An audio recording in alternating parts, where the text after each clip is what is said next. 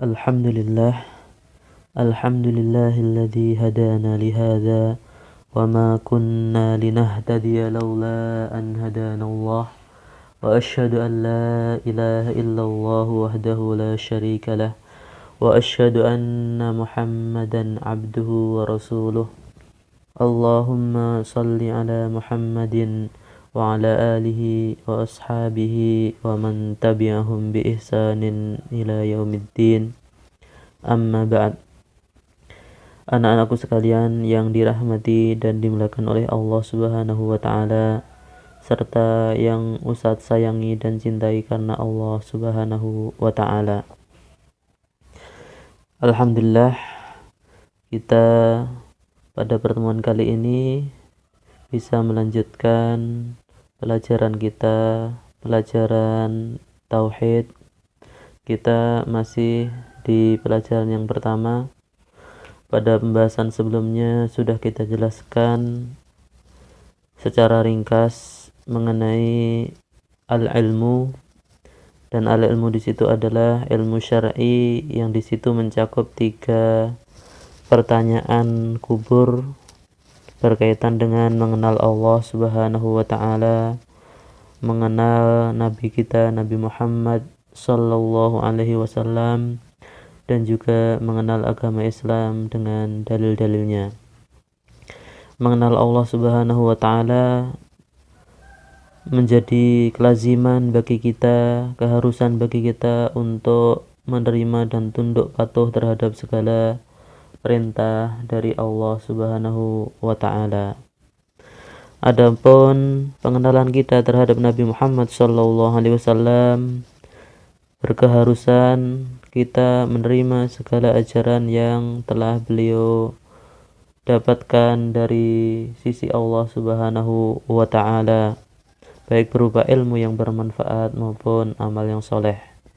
Al-hidayah wa dinul haq.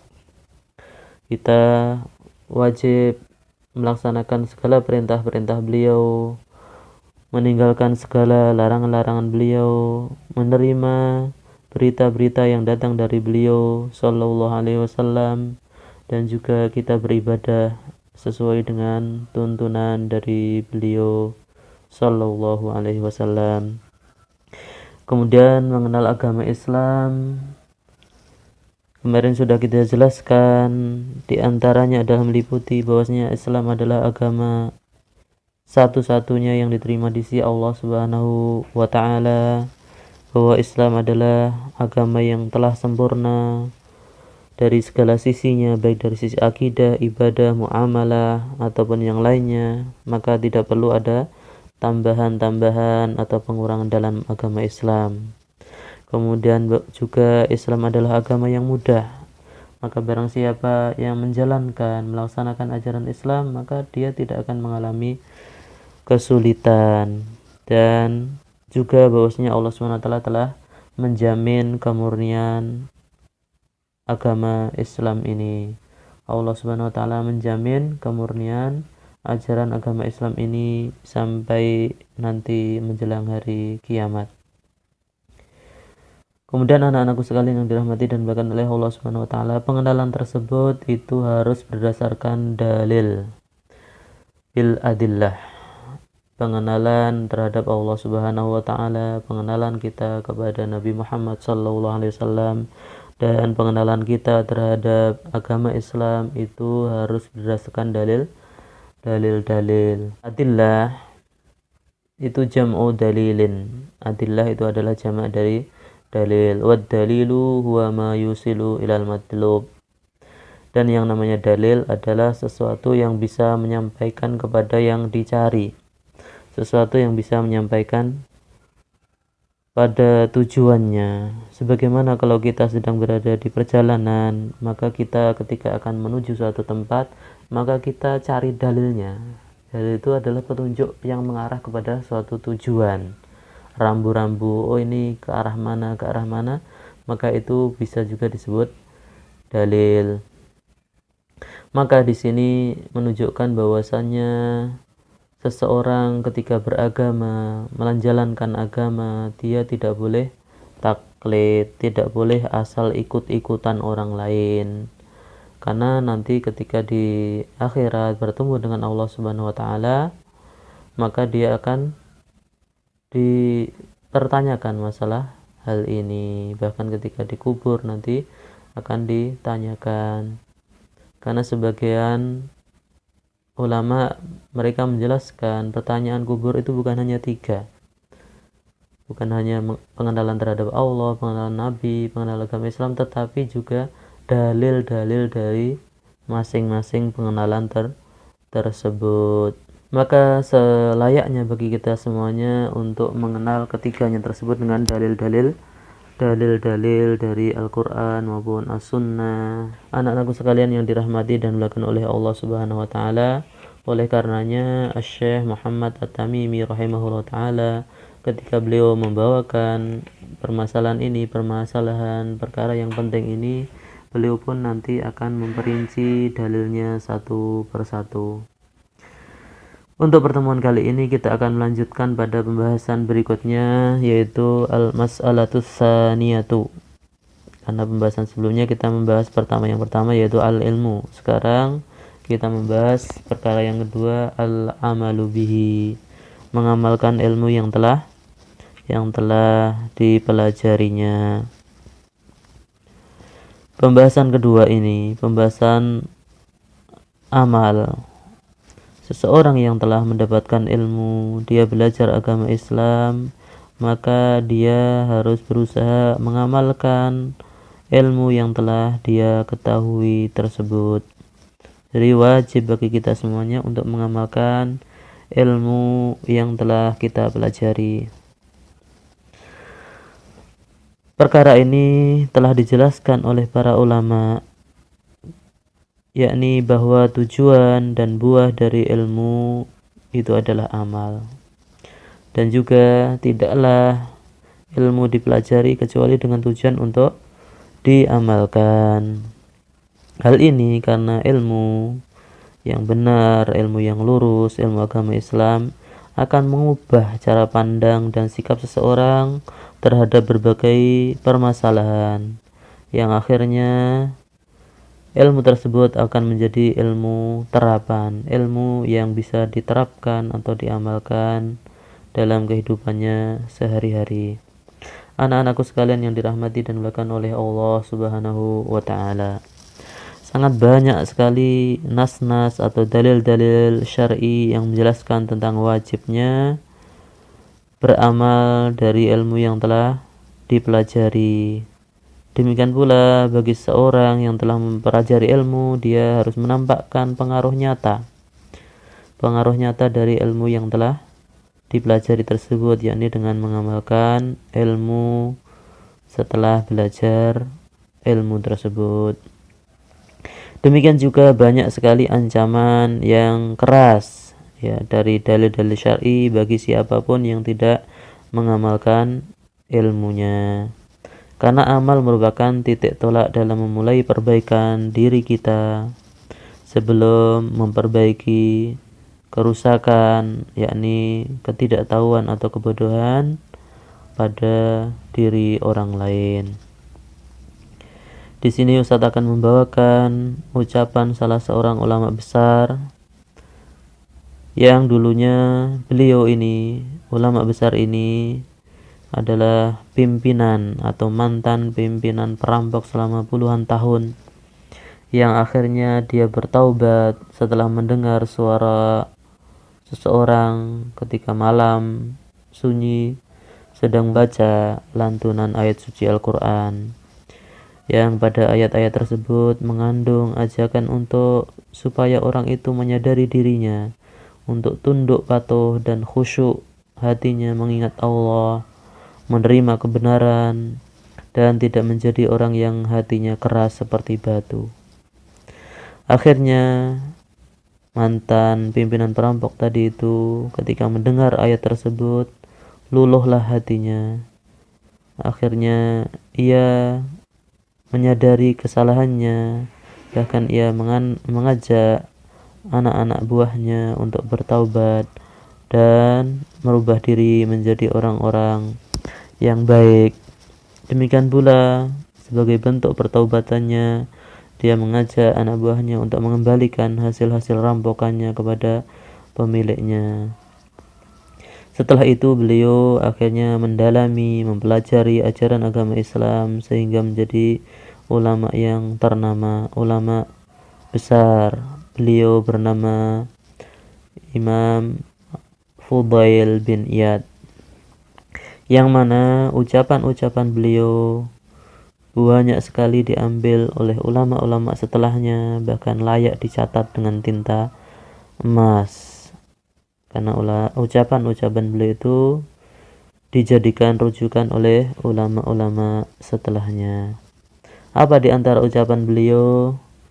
Beliau mengatakan, la yazalul alimu jahilan hatta ya'mala bi'ilmih. Orang yang berilmu itu senantiasa dikatakan jahil atau bodoh sampai dia mengamalkan ilmunya. Fa'idha amila bihi sara aliman. Jika seorang yang telah berilmu tersebut mengamalkan ilmunya, baru dia disebut alim, orang yang berilmu atau orang yang berilmu secara sejati.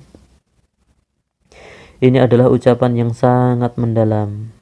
Ucapan beliau ini, ucapan Imam Fudail bin Iyad ini adalah ucapan yang sangat mendalam.